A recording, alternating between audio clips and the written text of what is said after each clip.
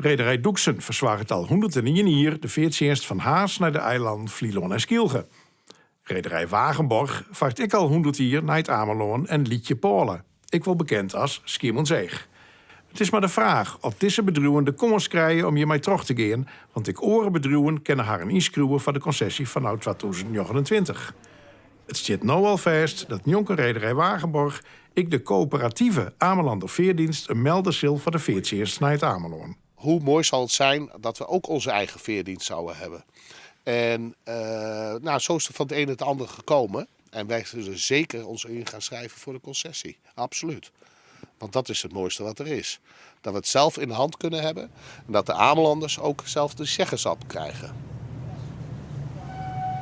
Op alle eilanden zijn de prijzen afgelopen jaar van 8 tot 10% gestegen. Maar op Texel kennen ze geen prijsverhoging, is het 0% gebleven. Tessels eigen stoombootonderneming Teso is een wanner van inspiratie voor de Amelanders. Dit bedrijf werd in Jorritjes zoon oprichten tot huisdokter Wagenmaker.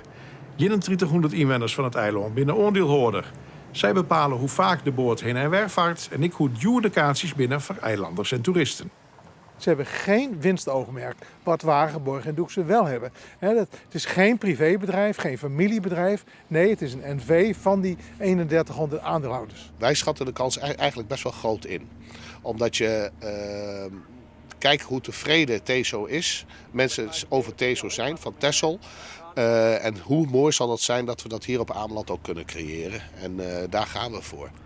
De gemeente Ameland zou graag zien dat de veertjenst in de toekomst Iepenbier vervier wordt, zodat ik mensen mij een OV-kaart zonder extra kosten de boord nemen kennen. De veertjensten van de Teso op Texel binnen van bedrijf, eilanden en ondeelhouders. De inwoners binnen daarom wies met de rederij. Texel is wel echt Texel, hè? Dat is al een stuk geschiedenis, hè? Dat is al heel lang zo. Bent u ook aandeelhouder misschien? Ja, ook. Sinds kort. Ja.